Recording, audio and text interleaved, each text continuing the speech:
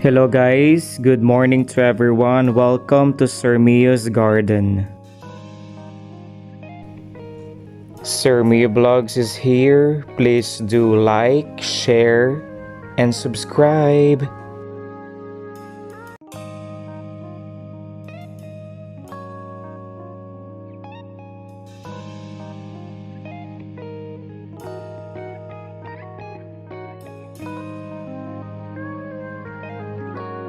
The Alocasia cucullata plant, nicknamed as Buddha's palm, is a famous houseplant choice.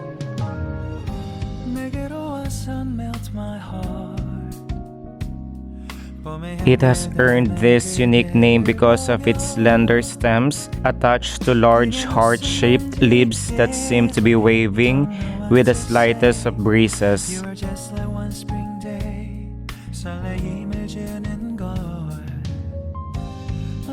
What I do really love best and like about this plant is that the Cucullata plant thrives in bright, dappled sunlight. It requires environments with average humidity.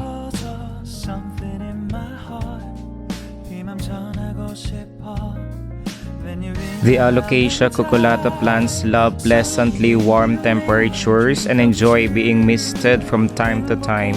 These beauties do best in soils that are moist and well-draining.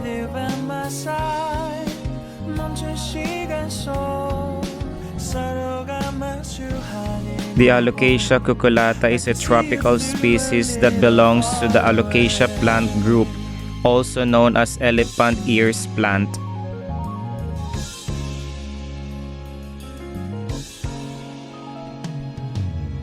The Cucullata species is smaller than its fellow members, making it an ideal houseplant choice.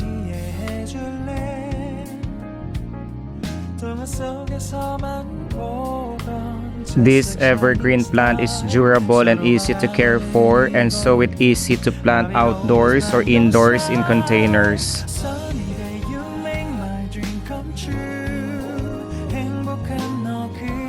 The Alocasia cucullata plant has been a popular indoor houseplant choice due to its ornamental and vintage vibe.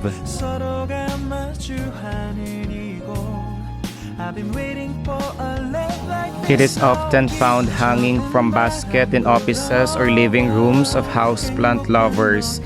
This is one of the best plants that you can have in the year 2023, so have it now.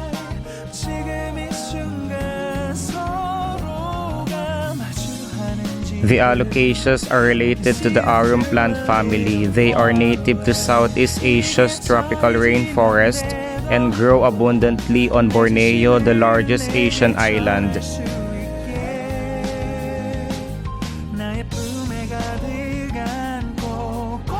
Originally, the Alocasia plants were edible. However, many inedible varieties have now been bred for decorative purposes. Thank you so much for your love and support.